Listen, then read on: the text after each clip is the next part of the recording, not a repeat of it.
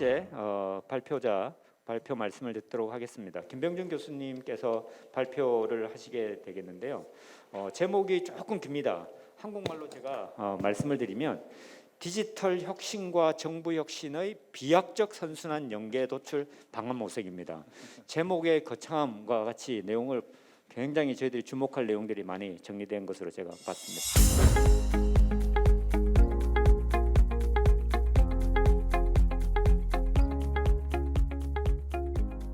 디지털 정부에 대한 얘기, 전자정부에 대한 얘기들은 이미 오래된 시간들을 가지고 있습니다.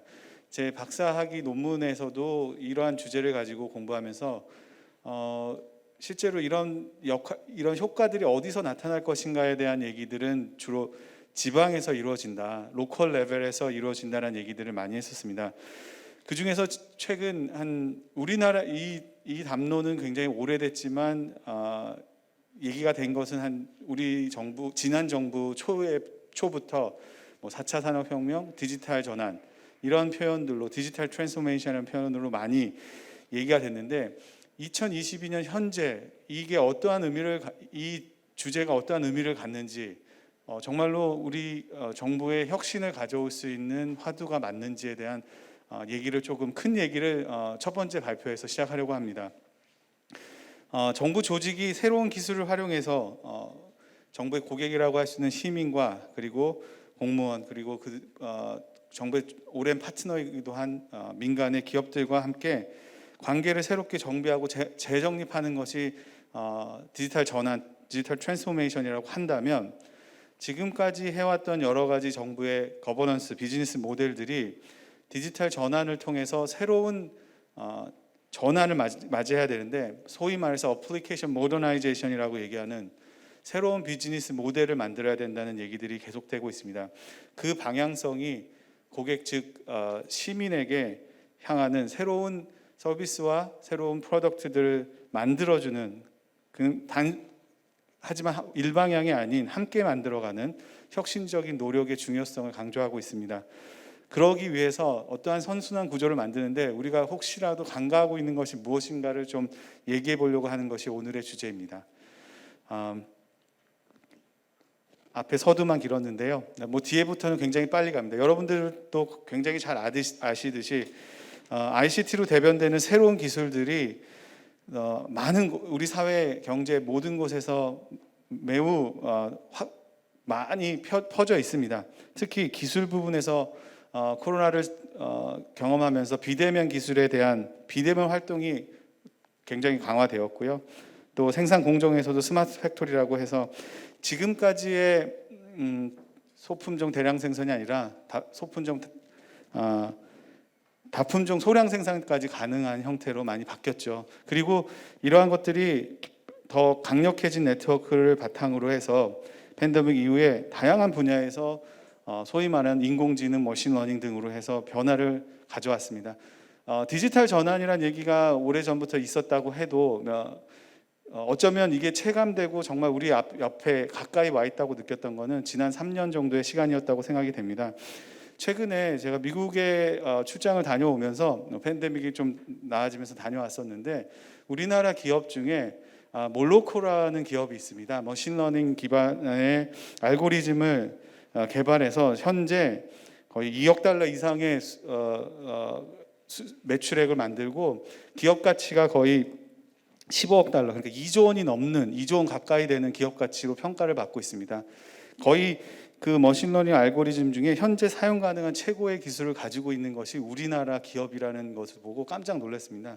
근데 그 이면에 가장 중요했던 점이 뭐냐면 이런 비즈니스를 제공하는 데 있어서의 투명성, 트랜스퍼런시와 그리고 얼마나 정교한가, 실제 사용자들, 고객들이 얼마나 여기에 대해 만족할 수 있는 정교함이었습니다.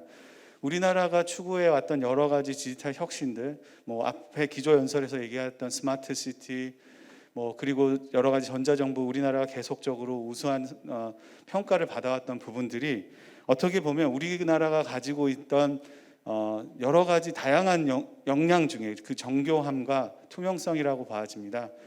기술적으로만 본다면은 우리나라는 사실 정보통신 기술이나 그밖에 디지털 기술에 있어서 후발주자라고 할 수 있습니다. 하지만 지난 20년 사이에 굉장한 혁신적인 발전들을 해왔습니다. 그런 혁신들이 다양한 분야에서, 그리고 특히 최근 3년 사이에 팬데믹을 겪으면서 다양한 기술, 그 다음에 우리 사회를 구성하고 있는 여러 환경, 생산 또는 서비스, 뭐 이런 부분 전 분야에 거쳐서 비약적인 모습을 보여왔습니다. 그런데 그럼에도 불구하고 많은 국가들이 이런데 뭐 우리나라만 추구하고 있지는 않습니다. 디지털 트랜스포메이션이라는 화두 아래 모든 정부들의 정책의 가장 프론트에, 그리고 가장 중심에 2020년 중반 이후 2030년이 되기 전에 디지털 전환을 이루겠다. 그것을 통해서 이전보다 더 발전된 서비스와 발전된 프로덕트들을 시민들한테 제공하겠다는 것들을 내세우고 있습니다.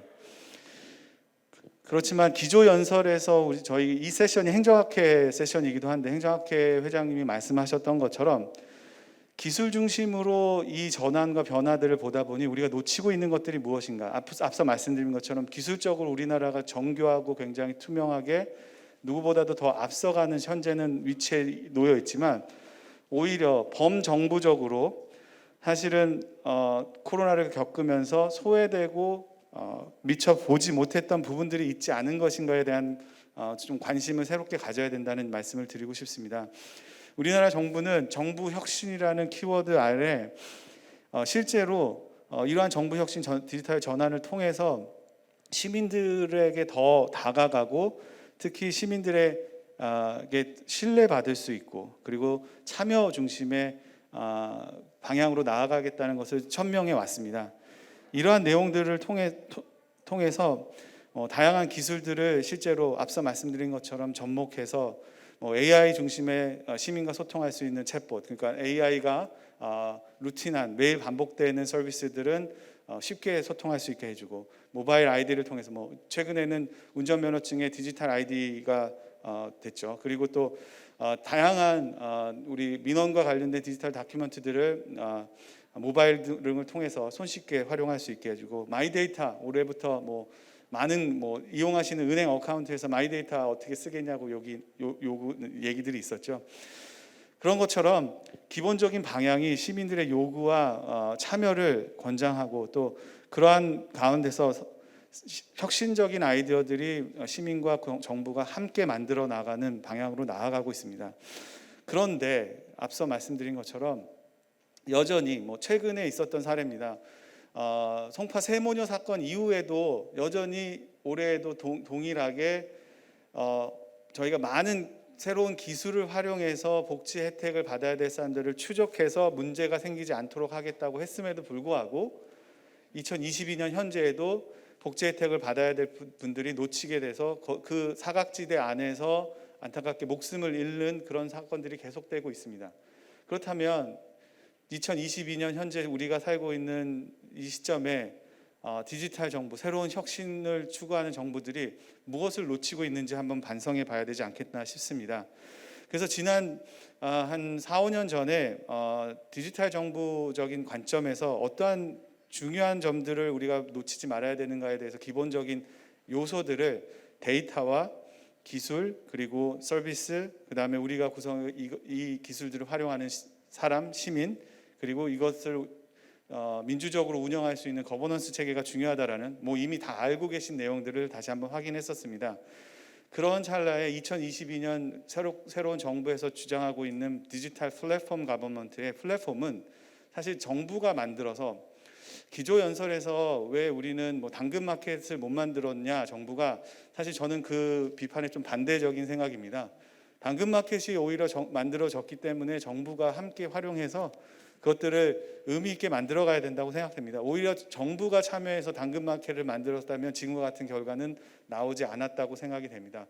디지털 플랫폼 가버먼트가 주장하는 거가 적어도 그런 거라고 생각됩니다. 이 플랫폼은 정부가 만들어서 제공하는 것이 아니라 민간에서 만들어진 곳에 정부가 참여하고 시민들이 함께 참여하는 그런 구조로 나아가야겠다는 천명이라고 생각이 됩니다.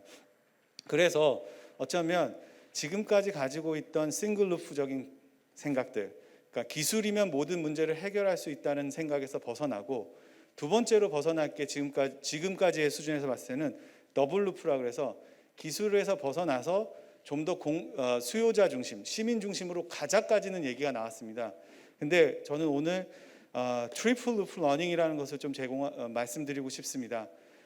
기술 중심에서 벗어나 수요자 중심, 시민들이 참여하는 것까지 갔다면 이제는 정말로 현 정부에서 디지털 플랫폼 정부의 플랫폼이 정부가 만드는 것이 아니라 민간과 함께 공동 생산하고 함께 만들어 간다는 생각이라면 지금까지의 생각의 틀을 깨서 트리플 러닝 할 수 있는 어프로치를 만들어야 되지 않겠냐라는 생각을 했습니다. 그래서 가장 중요한 것은 사실은 맥락입니다. 저희가 학교에서 학생들을 가르치고 연구를 하는 교수로서 모든 연구들을 굉장히 연역적으로 봅니다. 이론을 가지고 이론을 증명해내는 과정을 겪거나 또는 많은 데이터들을 모아서 귀납적으로 어떠한 이론을 만들어내기도 합니다. 그런데 실제 현장에서는 그 맥락, 컨텍스트에 따라서 이론과 자료들, 데이터들을 어떻게 잘 활용하느냐에 따라서 완전히 다른 얘기가 될 수 있습니다. 그래서 실제로 많은 현장의 사례 연구들, 또 우리나라는 교수들이 실제 컨설팅이라든지 그런 것들을 많이 하고 있는데, 아마 오늘 UCLG도 실제 많은 프랙티셔너 분들이 오셨을 텐데 어쩌면 그 안에서 맥락을 찾아내는 거는 사람, 즉 이것을 바라보는 연구자 또는 이러한 정책을 집행하는 집행 프랙티셔너들, 그리고 이러한 정책의 수혜를 받는 시민들 각각이 가지고 있는 이해와 그 안에서의 맥락과 소통이고, 제가 담론이란 표현을 말씀드렸는데 담론의 담자가 우리가 동양의 한국이니까 한자에 보면 담이라는 게 불화자 옆에 말씀언이라는 게 있습니다. 이거 통역을 어떻게 하실지 모르겠는데 차이니스 캐릭터 한자 안에 그런 의미가 담겨 있는데 불 앞에 불을 펴놓고 캠핑을 가면 불을 펴놓고 본파이를 해놓고 그 드론들은 앉아서 서로 대화를 나눌 때 사실 더 이해하고 서로 맥락을 서로 얘기했던 내용이 어떤 건지를 더 깊게 이해할 수 있다라고 할 수 있습니다. 담론은 단순히 내 주장을 펼치는 것이 아니라 서로 상호간에 소통하는, 서로 의견을 교환하는 것이라고 할 수 있습니다. 아까 말씀드린 것처럼 트리플 루프 러닝을 하고 완전 새로운 방식으로 나아가기 위해서는, 패러다임 시프트를 하기 위해서는 소통과 대화와 담론이 중요하다고 할 수 있습니다. 그래서 이러한 선순환 구조가 만들어질 수 있도록 우리가 인프라라든지 환경을 구축하고, 어쩌면 정부는 그런 데 더 많은 관심을 가져야 될 것이고요. 새로운 디지털 정부 서비스들이 계속적으로 만들어지는 과정에 정책과 규제들이 이러한 것들이 선순환될 수 있는 모습 속에 사실은 참여자들, 즉 정부와 기업과 시민들이 함께 담론을 나눌 수 있는 그런 선순환적인 구조가 만들어져야 될 것이라고 생각됩니다. 그래서 현재는 굉장히 마이크로하게 기술 중심으로 바라보고 있다라면, 그리고 정부의 효율성에 포커스를 맞춰져 있고 얼마나 우리가 서비스가 이전보다 더 성숙됐는지에 관심을 가졌었다라면, 앞으로는 범정부적 또는 홀리스틱하게 총체적으로 바라볼 수 있는 방향이 되어야 되고, 어떻게 하면 단순히 정부가 효율적인 것이 아니라 지속 가능하고 더욱더 발전 가능한, 지속 가능한지, 서스테이너블한지를 바라보는 쪽으로 나아갈 것이며, 구체적으로 어떤 우리에게 닥쳐진 문제를 해결하는 쪽에 좀 더 포커스를 맞춰야 될 것 같습니다. 왜냐하면 서비스 머추리티라는 관점에서 기술로 바라보면 계속 첨단 기술을 사용해야지만 성숙한 것으로 생각하는데, 실제로 어쩌면은 올드한 기술, 예를 들어서 자전거를 타는 게 오히려 요즘 많이 타고 있는 모빌리티들 있지 않습니까? 그것보다 훨씬 더 안전하고 친환경적일 수 있습니다. 그래서 실제 문제들의 접근성이 무조건 첨단 기술이라는 관점으로 접근하지 않아야 되겠다는 생각을 합니다. 그래서 제가 시간을 좀 오버하지 않으려고 최대한 노력했는데 이런 얘기들이 이어지는 두 번째, 세 번째 발표에서 구체적으로 더 많이 나올 거라고 생각이 됩니다. 감사합니다. 디지털 혁신과 정부 혁신의 선순환적 구조를 잘 만들기 위해서는 여러 가지 필요 조건, 충분 조건들이 있는 것 같습니다. 우리 김 교수님께서 시민 참여 굉장히 많이 강조를 해주셨고요. 특별히 그 삼중 학습적인 그런 요소가 있어야 되겠다. 그리고 소통, 대화, 뭐 이런 부분들이 전제돼야 된다라는 말씀을 강조해 주셨습니다. 네, 감사합니다. 두 번째로 엄석진 교수님께서 발표하실 텐데요. 포스트 코로나 시대의 디지털 트윈 관료제 출연에 관한 말씀을 주실 겁니다. 네, 방금 김병준 교수님께서 많은 좋은 말씀들을 해주셨고 또 원칙적인 말씀들을 해주셨다고 생각됩니다. 저는 최근에 이루어지고 있는 정보기술의 발전의 동향에 발맞추어서 지방정부가 어떻게 지방정부의 전자정부 또 지방정부의 관료제 그 자체가 어떻게 변해야 되는지를 디지털 트윈이라는 개념을 가지고 한번 설명을 해보고자 합니다. 사실은 새로운 정보 기술들이 계속 등장하고 있죠. 아마도 지금 기존의 전자정부 개념에서 디지털 트랜스포메이션이라는 개념으로 나가고 있고 블록체인이니 또 VR, AR 또 아마도 어떤 선생님들께서는 메타버스라는 용어를 기억하실지 모르겠습니다. 이런 각각의 기술들이 사실은 자신들의 발전 경로를 가지고 왔지만 지금은 하나의 귀결점으로 집대성되고 그 집대성된 것이 계속 실험을 통해서 또 진화하고 있다라고 생각이 듭니다. 뭐 그 중에 가장 중요한 기술적 요인들은 AI, 인공지능이겠죠. 인공지능과 데이터가 될 텐데 그 인공지능과 데이터 그 자체도 중요하지만 그것을 보여주고 또 그것이 사용자들에게 어떻게 사용될 것인지 그리고 사용되는 내용들이 시민들에게 어떻게 이해될 것인지 뭐 이와 같은 주변적인 기술들도 같이 결합됨으로써 데이터와 AI의 효과가 더욱 증폭될 수 있다라고 생각이 듭니다. 더더군다나 최근에는 새로운 데이터를 통해서 새로운 공간 개념들이 생기고 있다라는 것입니다. 그래서 지금의 정보 기술의 가장 중요한 포인트는 가상 세계와 실제 세계가 연결되고 있고 가상 세계와 실제 세계가 서로 역동적인 연결을 통해서 서로 선순환하고 서로 상호 진화한다라는 것입니다. 이런 개념일 텐데요. 지금 우리가 살고 있는 실제 세계에서 데이터들이 모이고 그 데이터들이 가상 세계, 버추얼 월드라고 할 수 있겠죠. 물리적으로는 아마도 대규모 컴퓨터 시스템 내에 있는 연산이 될 것이고요. 아마 공간적 개념적으로는 가상 세계 또는 버추얼 월드가 될 텐데요. 이 버추얼 월드에서 데이터를 가지고 현실 세계를 모사하고 그다음에 그 데이터를 가지고 실제 정책들을 모니터링하고 분석하고 또 시뮬레이션하고 나가서는 그 결과를 가지고 미래에 있을 일들을 예측하고 또 그 점에 대해서 솔루션을 찾음으로써 그 솔루션 찾고 그 솔루션들이 자동적으로 실제 세계의 기술들을 변화시킴으로써 다시 가상 세계로 연결되는 이 같은 선순환 구조들이 지금 가장 중요한 이슈로 등장하고 있다고 판단됩니다. 아마도 이런 것들을 잘 보여주는 사례가 자율주행 자동차가 아닌가 싶습니다.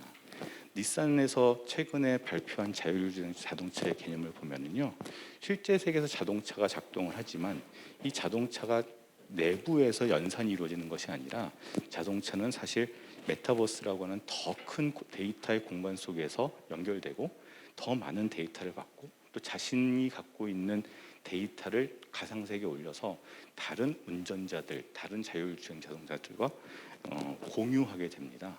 그러니까 사실은 이 자율주행 자동차는 더욱 안전할 수 있죠. 왜? 내가 현재 보고 있는 현실에 더해서 내가 보지 못한 현실을 메타버스를 통해서 또 다른 데이터를 통해서 받을 수 있기 때문에 이 자율주행 자동차는 아마도 보이지 않는 것을 보이게 만드는, 상단에 보면 인비저블 투 비저블이라고 하는데 보이지 않는 것을 보이게 함으로써 운전자에게는 운전의 즐거움 또 안전 등등의 더 많은 편익을 줄 수 있다라고 하는 것이 자율주행 자동차의 발전 방향이라고 생각합니다. 사실은 이런 개념들을 한번 정부에 적용해 볼 수 있지 않겠나는 생각입니다. 지금까지 전자정부, 지금까지 디지털 정부는 기본적으로 현실 세계에서의 데이터를 모으고 프로세스를 개선하는 것에 집중을 했지만 사실 이런 자율주행 자동차와 가상 세계와 실제 세계 간의 역동이라는 개념을 생각해 보면 정부가 이제는 현실 세계에만 존재하는 것이 아니라 가상 세계도 존재하고 가상 세계와 현실 세계를 역동적으로 역동을 구현함으로써 더 의미 있는 또 시민들에겐 더 많은 밸류를 줄 수 있고 새로운 밸류를 줄 수 있고 정부의 프로세스는 더욱 효율적으로 만들 수 있으며 나아가서는 정부 부처와 또 정부와 시민 간의 협력적 거버넌스 수준을 높일 수 있다라고 생각이 됩니다. 그래서 그런 개념들을 디지털 트윈 뷰로크러시, 디지털 트윈 정부로 개념화하는 것이 크게 어렵지 않은 일이다라고 저는 생각을 하고 있습니다. 사실은 이런 일들이 어디서 벌어지냐? 바로 지금 한국에서 진행되고 있습니다. 여기 대전시에서 가까운 세종시에서는요, 세종시의 도시 행정을 디지털 트윈화해가지고 새롭게 도시 행정을 해보고자 하는 노력이 이루어지고 있습니다. 사실 도시 행정은 크게 4가지의 카테고리로 구분될 수 있을 것 같습니다. 하나는 도시를 주변을 둘러싸고 있는 환경적인 요소가 될 것이고요. 또 도시의 기본적인 인프라 구조가 있을 것이고, 또 도시의 인프라 구조 밑에서 다양한 방식의 시민들 간에, 또 시민과 정부 간에, 또 정부 내부의 공무원들 간의 인터랙션이 있게 되는 것이죠. 사실은 그리고 우리는 그 중에 많은 부분을 데이터화해서 정부 또는 시민들이 데이터를 가지고 있습니다. 사실은 이런 부분들을 데이터를 잘 모아서 가상 세계의 새로운 도시를 모사하고 정부의 활동을 모사할 수 있고, 그 모사한 내용들을 가지고 새로운 데이터 기반의 시뮬레이션이나 실험을 통해서 정책적 효과를 예측할 수 있다면 조금 더 정부가 더 좋은 정책을 해낼 수 있을 것이라고 봅니다. 그래서 세종시에서는 지금 프로젝트가 완료 단계에 있는데, 실제의 세종시에서 다양한 데이터들을 가지고 옵니다. 예를 들면 도시에 여러 가지 센서를 부착해서 교통량이라든가 또는 시민들의 활동이라든가 또 유동 인구와 같은 데이터를 모으고 있고, 이미 또 정부가 많은 데이터들을 갖고 있습니다. 인구 센서스를 통해서 데이터를 확보하고 있고, 또 요즘은 마이크로 데이터라고 해서 개인 정보가 없는 개인 수준의 데이터를 모으고 있습니다. 그래서 그런 데이터들을 가지고 세종시의 주요한 세종시 인구들의 분포에 따라서 에이전트들을 만들고, 그 에이전트들이 가상 세계에서, 정확하게 얘기하면 컴퓨터 시스템 내에서 시뮬레이션을 통해서 활동을 함으로써 그들의 활동 경로라든가 활동 경로 속에서 나타나는 경제적 활동 경로 속에서 나타나는 부가가치 등을 시뮬레이션 할 수 있다는 것이죠. 그러니까 여기서 보시면 실제 세계의 세종시가 있고, 개념적으로 생각해 보면은 컴퓨터 시스템 내에 가상의 세종시가 있고, 가상의 세종시 내에서 정책적으로 새로운 변화를 줄 수 있다는 것이죠. 예를 들면 실제로 도시에서는 교통 신호 체계를 바꾸는 것이 굉장히 큰 비용이 들지만, 이 가상 세계의 시뮬레이션 상에서는 교통 체계를 변화하는 것이 큰 비용이 들지 않습니다. 그래서 교통 체계를 변화함으로써 어떻게 교통량의 변화가 있는 것인지, 어떤 병목 지점이 해소되는지, 아니면 또 새로운 병목 지점이 나타나는지를 확인함으로써 교통 시스템의 변화가 가지고 올 교통 신호 체계의 변화가 가지고 올 교통량의 변화를 시뮬레이션하고 예측해 볼 수 있는 것이죠. 그렇게 함으로써 좀 더 타당하고 좀 더 적극적인 또 시민 지향적인 정책 결정을 해낼 수 있다라는 것이고, 이와 같은 디지털 트윈이 단순하게는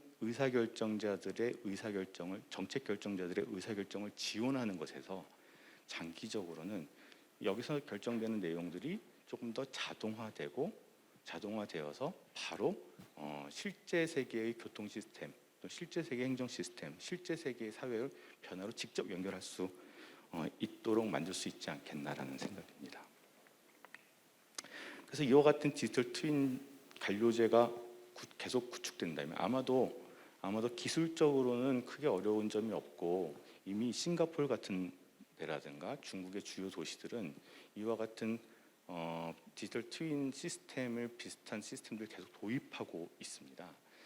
우리도 이와 같은 시스템들 도입한다면 물론 여러 가지 어려운 점이 있겠지만 그런 부분들 해소하고 디지털 트윈을 통해서 디지털 트윈 기술을 통해서 디지털 트윈 관료제가 구성된다면 기존의 관료제는 지식 기반이었지만 디지털 트윈 관료제는 데이터 기반으로 또 기존의 관료제는 실제 세계의 사무실에서 일을 했지만 아마도 플랫폼과 클라우드 시스템 속에서 일을 하게 될 것이고요. 공무원들의 성격도 과거에는 룰과 프로시저에 의해서 일을 하게 됐다면 아마도 다음 디지털 트윈 관료제의 공무원들은 코드와 알고리즘에 기반해서 일을 하게 될 것입니다. 그래서 이와 같은 디지털 트윈 관료제가 구성이 된다면 아마도 더 좋은 서비스, 시민들에게는 더 좋은 서비스, 또 공공 가치의 증가, 어그멘테이션이 되겠죠. 공공 가치의 증대, 또 관료나 정부 자체가 데이터에 기반해서 더 많은 역량을 갖게 되고 미래를 예측할 수 있는 역량까지 갖출 수 있지 않겠냐는 생각이고요. 그것이 바로 국가와 시민들의 국가의 발전과 시민들의 웰빙에 도움이 되지 않겠나라는 생각입니다. 다만 이와 같은 디지털 트윈 관료제가 모든 면에서 완벽한 것은 아닙니다. 지금도 AI의 행정에서 활용되는 AI에 들어가는 그 데이터들의 편향성 문제가 심각한 문제로 대두되고 있거든요. 그렇게 생각해 보면 이 디지털 트윈 관료제가 과연 신뢰할 만한 것인가? 디지털 트윈 관료제에 들어가는 데이터의 편향성은 있지는 않은가? 또 디지털 트윈 관료제가 공정한 결과를 낼 것인가? 이런 부분에 대한 끊임없는 성찰과 또 모니터링이 필요하다고 생각이 됩니다. 아울러서 이 디지털 트윈 관료제가 가지고 있는 것이 혹시나 우리 행정이 행정이 추구해야 될 그 기존의 공공 가치와 불합치가 일어나진 않는지도 중요한 이슈가 될 것으로 생각이 됩니다. 디지털 트윈 관료제가 늘 효율성을 강조하지만 사실은 행정이라는 것이 효율성만으로는 100% 확보할 수가 없기 때문에 어떻게 보면은 공무원들의 인간적인 터치가 더 필요한 부분도 있고 또 행정이 진행되는 과정에서 이웃들의 관심과 또 서로 동료들 간의 우정이라는 것이 더 필요할 수 있는데 이 같은 디지털 트윈 관료제가 그와 같은 것까지 포괄할 수 있는지는 사실 아직도 충분히 해명되지 않다고 생각됩니다. 그런 의미에서 보면 디지털 트윈 관료제의 형성의 장점을 극대화하고 또 다른 방식으로는 단점을 최소화하는 방식의 도시 거버넌스 시스템의 구축, 행정 거버넌스 시스템의 진화가 필요하지 않나라는 생각입니다. 그런 의미에서 한국에서 이 디지털 트윈 관료제가 어떻게 진행되고 있는지를 다시 한번 유심하게 지켜보고 행정학적 관점에서 적극적으로 개입해야 되지 않겠나라는 생각입니다. 다음 이 모임에서는 디지털 트윈 관료제의 실제 효과와 또 여러 가지 단점을 어떻게 극복했는지에 대해서 발표할 수 있는 기회가 있었으면 하는 마음입니다. 네, 감사합니다. 네, 엄 교수님 감사합니다. 디지털 트윈 관료제 관련한 여러 가지 기회적인 요소들 그리고 전망들 그러나 거기에 여러 가지 도전이 있을 거다라는 말씀도 해주셨습니다. 여러분이 잘 아시는 GM이라는 회사가 여러 가지 기계를 생산하는 제조업 중심이었지만 디지털 트윈을 잘 활용을 해서 서비스 산업의 리더로 다시 부상한 그런 사례를 보더라도 여러 가지 기회적인 요소가 있고 또 그와 함께 여러 가지 도전적인 요소가 있는 것 같습니다. Let me introduce the third presenter. The reason why I'm changed my language is that Director Ko will deliver his presentation in English since he used to deliver his speech in English. Director Ko is UNESCAP, Asia Pacific Center for ICT for Development, I believe. So APCICT. He will deliver his presentation on human and institutional ICT capacity building for sustainable development. Director Ko. Thank you for your kind introduction. My name is Ki-young Ko, Director of UNAPC ICT. Actually, I'm much more fluent in English. Fluent in Korean, I'm sorry. But I was asked to deliver this speech in English. So let me proceed in English, and I hope I can give some break. You're translating into Korean. Sorry? Oh, I'm sorry. I'm sorry, my translator was translating your English into Korean. I'm sorry. All right, great. Thank you. And break to English interpreter. Let me shift our focus a little bit on human and institutional capacity of the government officials, including local government. Let me briefly talk about what we do and talk about UN SDG goals and ICC's role in achieving them, and talk about importance of ICT capacity building for government officers and government leaders. I belong to UN APC-ICT, Asia Pacific Training Center for ICT for Development. We are under UNESCO, and we were established in 2006, and we've been training more than 300,000 government officials. Our main focus is central government, but we'll try to trickle down our effort down to local government level. We're here for to build a human and institutional ICT capacity of our member states. And in order to do that, we do three major activities. First one, of course, capacity building activities and program. We offer technical assistance, for example, strategy formulation, legislation and policy drafting, and so on and so forth. And we also provide e-learning and knowledge sharing platforms. Our focus group is policymakers and civil service like you. Regarding capacity building, we have three flagship programs. First one, we call it Academy of ICT Essentials for Government Leaders, targeting government leaders and policymakers. The second one we call Women ICT Front Initiative, WIFI for short, targeting women entrepreneurs and related stakeholders. Last one is Primer for young leaders. Talk about this Academy for Government Leaders. We have 15 training program in 6 different categories: introductory, transboundary, such as climate change and disaster risk management, digital government and transformation. We talked about a lot of digital transformation now, including frontier emerging ICT technologies, digital connectivity, digital inclusion for active aging population and persons with disabilities.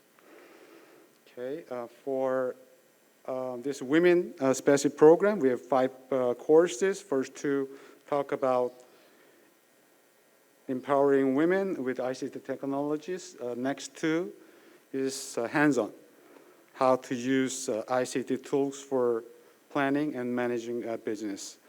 And last one is for policymakers, how to make a gender-responsive policymaking. So we have more than 25 programs, and we heavily customize our program to fit each country's context, more than 100 cases for 22 countries. And we are proud to say we're the only specialized ICT capacity building institution in the US system, in that we produce 100% of our own program with our own resources. And we are specialized in social economy related ICT policy issues by leveraging social economic expertise at UNESCO. And as I mentioned, we heavily localize our program. Talking about UN SDG goals, you might have heard this probably. And the meaning of the sustainable development literally is the development that meets the needs of the present without compromising the ability of future generation to meet their own needs. Simply put, we need to develop without using up all the resources for future generation.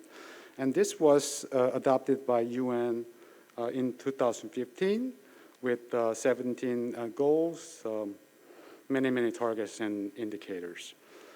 These are diagram showing 17 goals from number 1 to 17: no poverty, gender equality, partnership for the goals. And you might be a little bit skeptical whether we can achieve this. Actually, if we look at this progress in the Asia-Pacific region, we are far behind. Not to mention some of the indicators like climate change and life below water are actually regressing. But I'd like to ask you to suspend your disbelief for a moment, because looking back in 2001, as UN established another set of goals called Millennium Development Goal. And the flagship target in that Millennium Goal was to reduce the poverty population by half by 2015.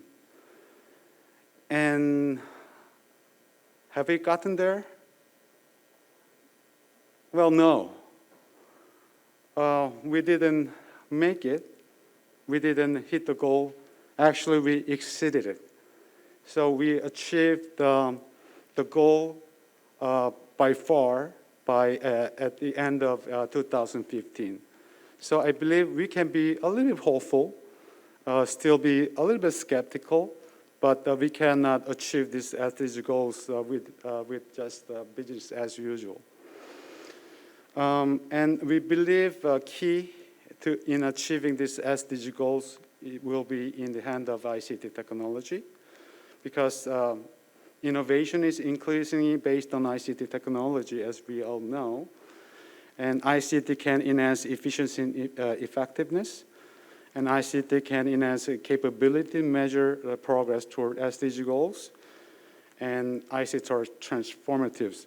This achieving SDG goals are all the more important for the developing countries for their social economic development, especially those countries with a lack of a reliable infrastructure, well-designed and timely policy to back up that infrastructure and application, and their lack of statistical capability to measure and improve.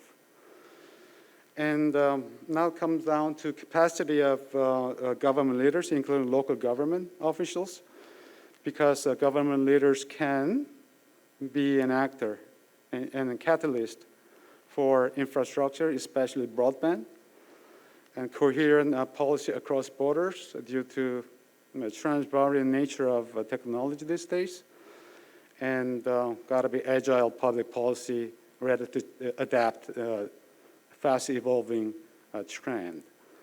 And it is important to have integrated public policy across sectoral, environment, and social domains. The apparent example is like, while we talk about mitigation, climate change mitigation, we use fossil fuels to charge electronic cars. So there got to be some coordination among and between sectoral departments. Okay. And to serve better our member states, we have conducted this needs assessment on ICT. I'll just skip through this thing. And the focus areas of digital government, including digital transformation, of course, digital infrastructure, sector application, emerging technology, and so on and so forth. And the result is most lacking. Lowest policy capability by civil servants is emerging technology, AI, blockchain, IoT. Why they're concerned about it? They want to leapfrog, not repeating the mistakes that made by advanced countries. They want to learn about this, the lesson learned by the advanced countries. So and the focus is the emerging technology transformational changes, like a productive system, transparency, traceability, accountability. Decentralization is key to emerging technology, and it can also create an access to new finance models, which is very critical in the developing countries to finance. And so we developed this new program called the Frontier ICT for Sustainable Development. We heavily touch on the case studies in the developing countries developed countries to help developed countries not to make the same mistake as we did. It touches on AI, blockchain, IoT, and we'll add up new technologies as we move along. And finally, I'd like to touch on these aspects because many countries, especially developed countries, they don't know what to do. They don't have, they know the level of their capacity level for their civil servants. And then in order to utilize your resources very effectively and efficiently, you need to know who should be trained in each areas. And I hope UN can help in this space. Thank you. Thank you for listening. 정보통신교육원에 대해서 많이 알 수 있었을 것 같습니다. 오늘 첫 번째 발표를 해주신 김병준 교수님의 토픽인 디지털 혁신과 정보 혁신을 위해서도 이 ICT 역량이 정말 중요할 것 같고요. 그 다음에 두 번째 발표하신 우리 엄석진 교수님께서 말씀해주신 그 디지털 트윈 관료제, 유능한 디지털 트윈 관료제를 만들기 위해서도 ICT 역량은 정말 중요할 것 같습니다. 그래서 지속 가능 발전을 위해서 ICT 역량과 관련한 여러 가지 프로그램들을 많이 소개해 주셨고 또 다양한 이슈들을 짚어 주셨습니다.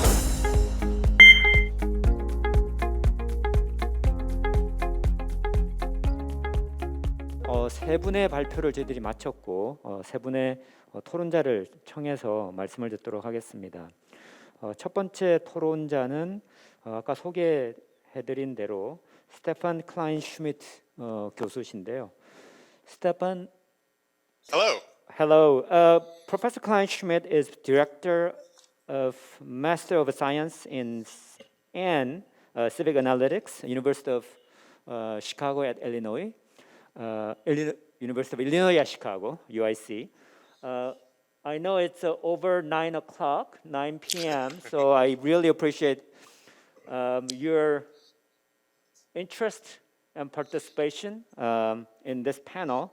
We look forward to your panel discussion. We only have about 5 minutes, so that if you can have very concise and highlight some of the key points you want to emphasize.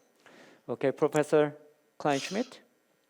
Okay, I am setting my clock right now. So thank you again for the opportunity to participate in this session. My comments will, because I have 5 minutes, I'm going to combine them on all three, but I will move through them through the speakers in order.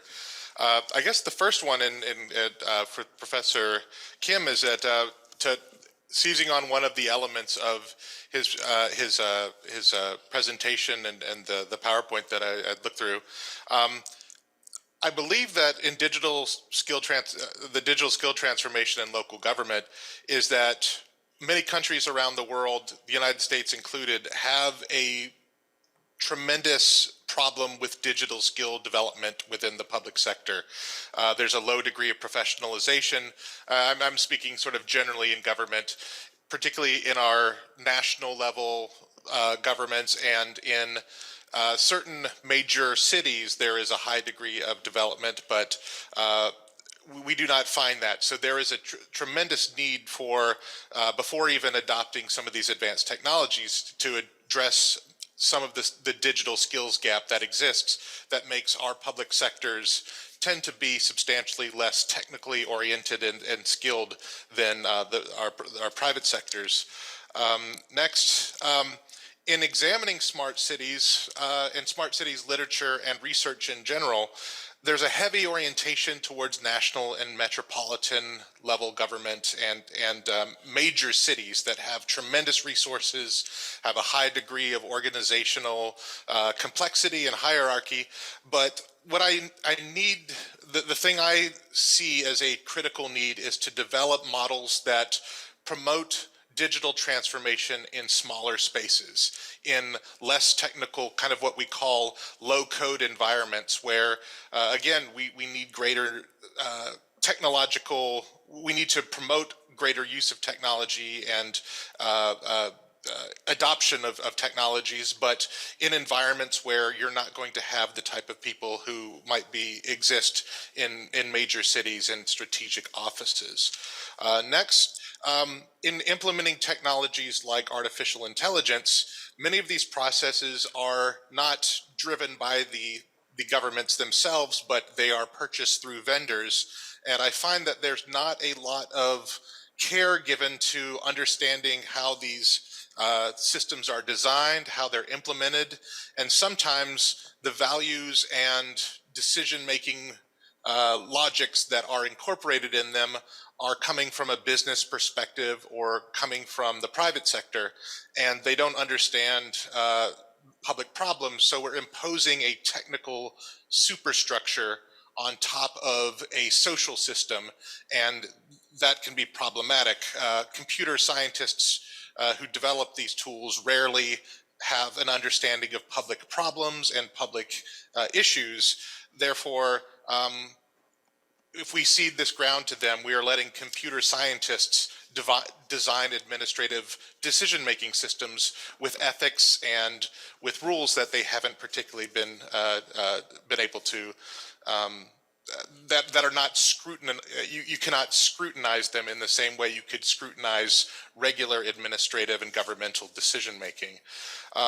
Continuing on, yeah, I've already mentioned artificial intelligence and machine learning and blockchain and some of these things still have not taken hold in many parts of the world because of these issues with having existing government modernization initiatives and the existing capacity to be able to use these tools. So I think that is a challenge systematically across the world. There is the emergence of new professional development training programs and degree programs like myself, like the one that I run, that are working to have greater data competency in computation, statistics, anchored in public service and public affairs. But in the current state, they are kind of a small niche that has not grown very far. And then moving on, there's a need for more cultural competence, particularly in countries that have diverse populations, that these technological tools are being designed with cultural assumptions that may perpetuate harms onto minority populations and to cultural groups. I think there is a need to understand how data and these information tools can be weaponized, that when these systems exist across, you put digital systems online, they become targets for other governments and hacking groups and just people who are looking to initiate social strife through the access to the technology. So I think there should be care and concern given on what we modernize. And then finally, I think that there is a need for greater preparation for innovation and change management in local government. There's a lot of organizational and bureaucratic resistance towards updating and modernizing updating and modernizing the operations of government. And I think that's something that a lot of public administrators have not been prepared well for. So incorporating training programs that teach public managers and employees how to learn and how to change with this rapidly evolving technical paradigm. But with that, that is my time. So I'm going to cede the floor and thank you for this opportunity. Thank you. Well, given very short period of time, you emphasize some of the things like digital skill training and some of the preparedness in local government. There are a lot of things that we need to consider in future. 감사합니다. 네, 아마 계속 계시나요? 우리 네, 오케이. 네, 감사합니다. 아마 나중에 또 우리 플로어에서 질문이 있을 수도 있겠습니다. 네, 자, 두 번째 그 토론자로는 지금 여기에서 여러 가지로 애를 많이 써주신 분인데요.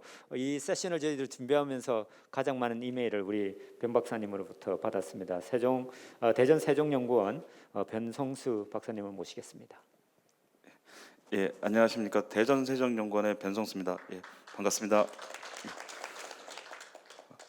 일단 먼저 저희 그 UCLG 대전 트랙의 이 세션을 좀 구성하고 운영할 수 있도록 도움 주신 사회자, 발표자, 토론자 분들께 다시 한번 감사의 말씀을 드리고요. 이번 세션에서는 이제 지방 정부 혁신의 패러다임 전환입니다. 그래서 지금 저희가 이제 앞서 발표에서도 상당히 디지털을 강조를 많이 하셨는데요. 디지털을 강조하다 보고 이제 전자정보화 시대로 돌아서면서 우리 정부의 구조라든가 행정 서비스의 좀 그 공급에 좀 변화가 생기는 것 같습니다.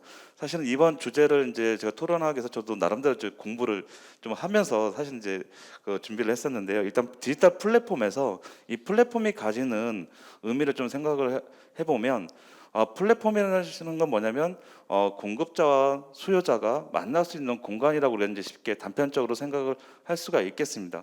그러면 이것을 우리 그 정부가 운영하는 디지털 정부에서 디지털 플랫폼화 시킨다고 하면 정부의 역할은 크게 두 가지로 좀 귀착이 될 수 있을 것 같습니다. 하나는 전통적인 행정 서비스의 공급자로서의 역할이 하나 있을 수 있겠고, 그리고 이러한 그 디지털 플랫폼이 운영될 수 있도록 지원해주는 운영 주체로서의 정부의 역할이 좀 필요할 것 같습니다. 현재까지 지금 강조되고 있는 것은 지금 그 디지털화된 사회에서 특히 이제 그 4차 산업혁명 기술을 활용해서 어떻게 하면 행정 서비스를 효율적으로 신속하게 제공하는 데 많은 초점이 있었고 그거에 따라서 많은 연구가 진행되었는데, 향후에는 우리가 그 거버넌스적인 측면에서 민간 협력을 강조하게 된다면 디지털 플랫폼에서의 정부의 역할을 좀 더 그 새롭게 규명해야 될 필요가 있을 거라고 생각합니다. 그래서 저는 이제 운영의 주체로서의 그 정부가 어떤 역할을 해야 되는지 방향성을 좀 정하면서 그 수요자로서의 그 주민이 있을 거고, 그리고 그 수요자의 뿐만 아니라 공급자로서의 시민사회나 시민단체, 민간기관도 있을 수가 있습니다. 이러한 3개 부분에서의 역할 객체들을 어떻게 좀 구조화시켜서 디지털 플랫폼 안에 넣을 수 있는지를 앞으로 우리 지방정부와 우리 이쪽 분야를 연구하시는 분들이 좀 그 연구해야 될 필요가 있을 거라고 생각합니다. 그리고 또 이 디지털 플랫폼에서 저희가 정보의 혁신을 강조하게 되면 아직까지도 좀 이제 이루어지지 않는 부분이 하나의 예를 좀 설명해서 드리도록 하겠습니다. 각 지방 도시에서 지금 도시에서 재난 관리를 이제 총괄적으로 이제 그 담당하는 것이 재난 안전실 아니면 도시 안전실이라고 있습니다. 이 안전실 조직 그 재난 관리 정책을 총괄하는 부서는 안전 정책을 위한 뭐 그 여러 가지 법안이라든가 사업을 수립하는데 실질적인 프로젝트나 그 서비스는 타 부서에서 진행이 됩니다. 쉽게 좀 예를 들면 재난안전 취약계층에 대한 안전 정책을 수립한다고 했을 때 이 재난 취약계층에는 보통 고령자, 노인, 장애인, 영유아가 들어가게 됩니다. 그렇다 보면 이 분들에 대한 사업은 오히려 그거 담당하는 뭐 노인복지과, 아동복지과 이쪽에서도 사업을 담당하기 때문에 안전정책과 실질적인 사업이 잘 연계가 되지 않는 좀 그 부서 간의 협업이 안 이루어진 상황이 발생하고 있습니다. 이러한 것들을 해결할 수 있는 게 바로 이제 디지털 혁신이라고 저는 생각을 하고, 정부 내부의 그 조직 구조 개편에 있어서도 이런 디지털 정보를 디지털화된 구조로서 좀 앞으로는 정부 내부 구조 좀 바뀌어야 된다고 생각을 하고요. 그리고 이제 두 번째 또 이제 엄석직 교수님께서 발표해 주신 디지털 트윈 관료제 상당히 좀 의미가 많은 것 같고, 저희가 실제적으로 정책을 수립하고 이거 효과를 얻기까지 우리가 많은 시행착오를 겪게 됩니다. 그런데 이것을 미리 이제 현실 세계와 그 똑같은 가상 세계에서 이거를 시뮬레이션 돌려보게 되면 많은 그 행정 비용을 좀 아낄 수 있다는 그 장점이 있는데, 제가 이제 여기서 이제 그 발표를 듣고 중요하게 생각했던 것은 뭐냐면, 만약에 이제 우리가 그 가상 세계의 정부에서 어떤 정책을 위반하고 사업을 실행하게 되면 이 문제는 현실 세계에 있는 지방 정부 구조랑도 또 연결이 되고 있습니다.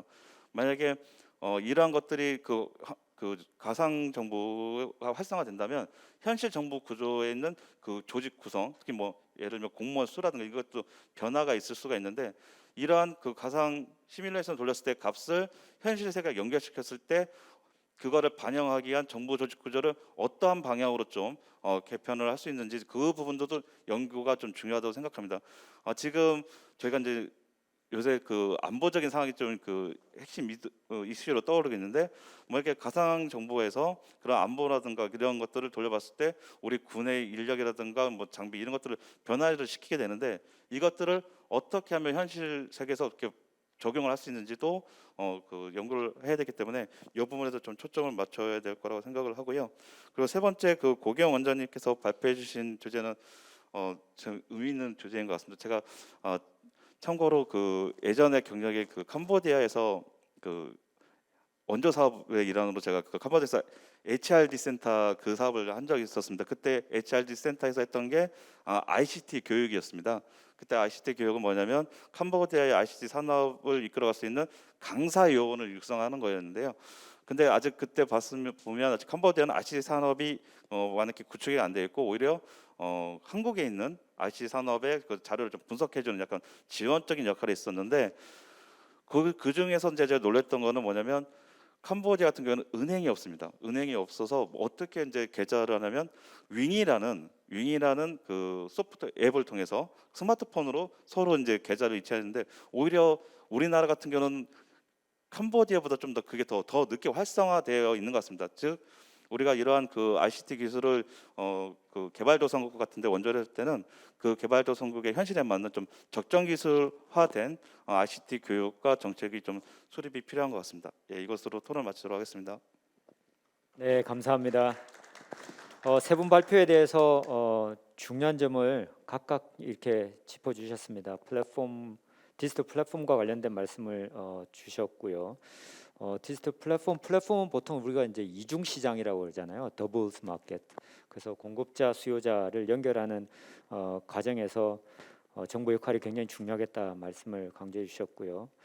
그리고 디지털 트윈 관료제와 관련해서 특별히 정부 조직 기능에 대해서는 그 유사한 기능을 디지털 트윈에서 할 수 있을 것 같은데 실제 구조라든지 인력 이런 부분에 대한 고민이 앞으로 필요하지 않겠는가라는 말씀도 짚어주셨고요. 캄보디아 사례를 들어서 또 ICT와 관련된 부분, 인력, 역량 이런 부분도 짚어주셨습니다. 감사합니다. 마지막 토론자로는 고려대학교 김현준 교수님께서 말씀을 주시겠습니다. 네, 모시겠습니다. 네, 안녕하세요. 고려대학 경제학과에 있는 김현준입니다. 제가 세 번째 토론자로 토론을 하게 됐는데요. 앞에 두 분께서 이미 좋은 말씀들을 다 해주셔서 제가 할 수 있는 말이 별로 남아있지 않은 것 같습니다. 그래도 몇 가지 제가 세 분의 발표, 그다음 두 분의 토론을 들으면서 제가 생각했던 것 좀 공유해 보도록 하겠습니다. 일단은 세 분의 프레젠테이션이 서로 잘 뭐랄까 보완적으로 연결이 돼 있다는 느낌을 받았습니다. 김병준 교수님의 발표는 어떤 앞으로의 미래 디지털 가버먼트에 관한 바람직한 모형들을 오버뷰를 해주셨고 그러면서 한국의 어떤 대표적인 실제 사례들을 또 곁들여 소개해 주셨습니다. 이런 이상적인 모델들에 대한 설명을 듣고 나면 사실은 그 다음의 질문은 방금 변 박사님께서도 말씀해 주셨지만 과연 우리의 정부 조직은 그리고 우리 정부의 관료제는 이러한 혁신을 이끌 만한 역량을 갖추고 있는가, 준비가 되어 있는가 이 질문에 다다르게 될 것 같습니다. 그런 점에서 봤을 때 엄석진 교수님의 발표는 저의 질문에 대해서 답을 한 가지 제시해주고 있다고 생각됩니다. 근데 아마 우리는 준비가 되어 있는가라는 질문에 대해서 엄석진 교수님의 대답은 아직 아니다라는 말씀을 하시는 것 같습니다. 그래서 그 발표에서 보면은 굉장히 중요한 질문을 던지시고 계세요. 그 프레젠테이션 슬라이드에서는 나와 있지 않지만 전 이렇게 해석을 했습니다. 과연 새로운 비로크라시는 과거의 비로크라시랑 어떻게 다른가? 이 질문에 대해서 여러 가지 측면에서 설명을 해주시고 계세요. 그래서 가장 중요한 지점 중에 하나는 여기서 이제 디지털 트윈을 사례로 소개하셨기 때문에 중요한 현상으로 소개를 하셨기 때문에 정부 관료제가 과연 피지컬 월드하고 버추얼 월드 간의 오버랩을 어떻게 다룰 것이냐 이것이 중요한 과제가 될 것이다. 그에 관해서 변 박사님도 언급을 해주셨고요. 그래서 결국은 우리가 그려볼 수 있는 소위 엄성진 교수님 말씀하시는 디지털 트윈 비로크라시라는 거는 무엇이냐 여기에 이제 주요한 캐릭터리스틱들을 베베리안 비로크라시랑 이제 비교하시면서 몇 가지 보여주셨어요.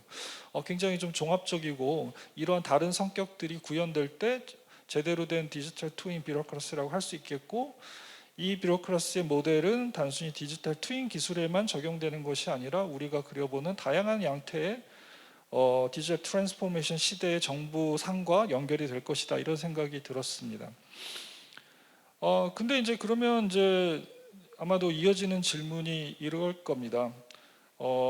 과연 우리가 이러한 새로운 전통적인 비로크라시를 디지털 트윈 비로크라시로 대표되는 새로운 관료제 모형으로 변화시키기 위해서는 어떤 매니저럴 에포트들이, 어떤 우리의 조직화된 노력들, 정부의 노력이 필요할 것인가?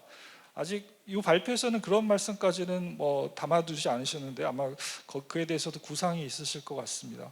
동시에 던져지는 질문은, 우리가 이제 그런 새로운 비로크라시의 모형을 그려본다고 할 때 과연 그런 이상적인 모델, 배버에서 항상 이념형이 등장을 하죠. 이념형을 구현하기인데 장애가 되는 어떤 구조적인 제약들, 이런 것들은 무엇일까에 대한 설명도 아마 수반이 되어야 될 것 같습니다. 그런 점에서 봤을 때 고 원장님께서 발표하신 내용은 주로 이제 정부 관료의 역량 개발에 관한 것이었죠. 여기서 던져주신 질문은 실제 소개해 주신 프로그램은 개발도상국에 맞춰진 것 같은데, 사실은 어느 수준의 발전 단계에 있는 국가든 공통적인 질문이 될 것입니다. 그러니까 누가 어떤 분야에서 어떤 역량을 체득하도록 훈련이 되어야 되는가, 이 질문은 어느 나라나 공통이라고 생각합니다. 근데 이제 중요한 것은 이러한 디지털 트랜스포메이션 시대의 정부가 어떤 아름다운 미래를 그려보고 있죠. 근데 그 중요한 우리가 기대하는 베너핏은 결국은 우리가 겪고 있는 현실 사회에서의 갈수록 높아져만 가는 복잡성, 컴플렉시티 이슈, 그 다음에 불확실성 이슈들을 이러한 기술을 통해서 더 잘 극복할 수 있을 것이다라는 그런 기대를 갖고 있는데, 과연 그럴까라는 생각이 저는 들었습니다. 디지털 트윈으로 구현되는 메타버스만 하더라도 방금 사례에서 보면 세종시 메타버스가 있다면 서울시 메타버스가 있을 것이고 대한민국 정부의 메타버스가 있을 것인데, 과연 이 메타버스 간의 이 트윈들은 자유롭게 이동할 수 있을 것인가? 지금은 서울시, 세종시민이 서울시 가는데 아무 문제 없거든요. 시청에 들어가는데. 근데 메타버스에서는 아마 비자가 필요할지도 모르겠어요. 그렇게 되면 대혼돈의 메타버스가 펼쳐질 수도 있다는 거죠. 그래서 이런 문제들을 결국 잘 어드레스하기 위해서는 우리는 새로운 정부의 모형, 새로운 관료제 모형이 필요하겠다는 생각이 들었습니다. 이 부분에 대해서 아마도 행정학자들이 답을 해야 될 것 같은데, 그래서 저희가 더 많은 노력을 해야 되겠다는 생각이 들었습니다. 이상입니다. 감사합니다. 그 세 분의 발표에 대해서 중요한 부분을 짚어주셨는데요. 저희들이 딱 시간이 3분 정도 남았는데, 사실은 플로어에 계신 분들, 이게 지금 지방 정부의 유엔이라고 할 수 있잖아요. 그래서 플로어에 계신 분들이 굉장히 경청을 하시는 모습을 1시간 동안 지켜봤는데요. 꼭 한 분 내지 두 분이라도 코멘트나 이렇게 말씀을 하실 수 있는 기회를 드리는 게 좋을 것 같습니다. 그래서 혹시 플로어에 계신 분 중에서 코멘트 하시고 싶은 분이 있으면 간단하게 소개 말씀하시고 말씀해 주시면 감사하겠습니다.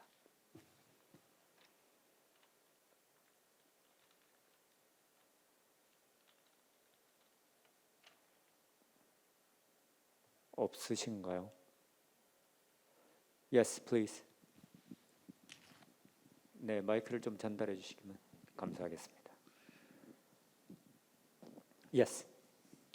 Hi, good morning. Thank you first to all the panelists. I mean, it's really such a very good session, and I've wrote so many notes. First, Ahmed Al-Hamidi, I'm the mayor of Muscat from Sultanate of Oman, and I think the one of the items that you guys have touched on is the readiness of the staff of the public sector. When we announced back 2 years ago that we'll go through an e-transformation new strategy, we've got so many people have retired. They feel they cannot take this change, and they've been replaced. But I think starting the change from the public sector itself, how ready they are, the staff, the environment, and starting in a big scale is not really the good option. Is to break it down into different projects, start with the pilot projects, and then implement it. I would like to hear what's your advice on this matter. I mean, how can public sector go through the change, and is it recommended to start with a pilot project, because this is what we are thinking of doing, to take part of the city, implement, and then copy it to the other country sectors with the changes and feedback we got. 네, 그 혹시 대답을 해주실 분이 있으신가요? 네, 김병준 교수님.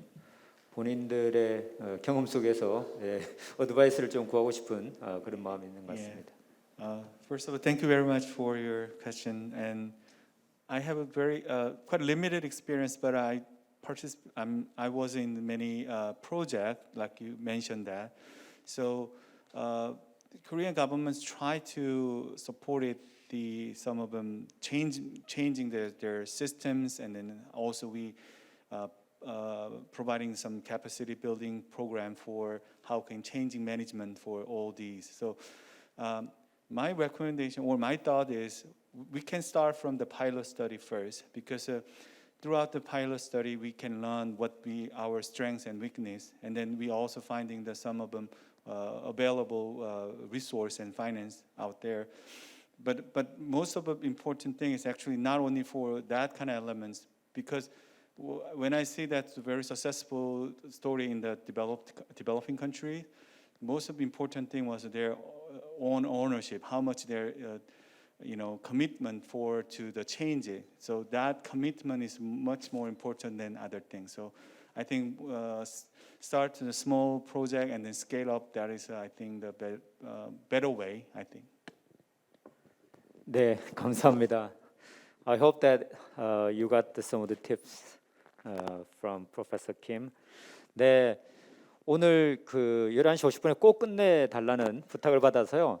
가장 훌륭한 사회자는 잘 시간을 매니지해서 끝내는 사회자라는 것을 믿고 오늘 이 첫 번째 세션을 마치도록 하겠습니다. 굉장히 중요한 주제에 대해서 말씀을 주셨고요. 특별히 저희들 그 주제 자체가 이 그 지방 정부의 그 패러다임 전환과 관련된 부분인데 오늘 발표한 주제 자체가 사실은 앞으로의 방향을 잘 짚어준 것 같습니다. 디지털 혁신, 그 다음에 정부 혁신의 선순환이 꼭 이루어졌으면 좋을 것 같고요.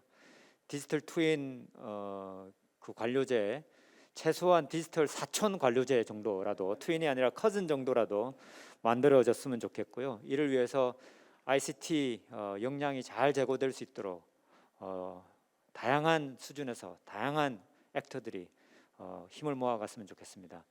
발표하신 세 분 선생님, 그리고 토론해 주신 세 분 선생님 감사합니다. 그리고 미국에 있는 클라인 슈미트, now I will let you go and then I hope that you have a good dream tonight. 감사합니다. Thank you.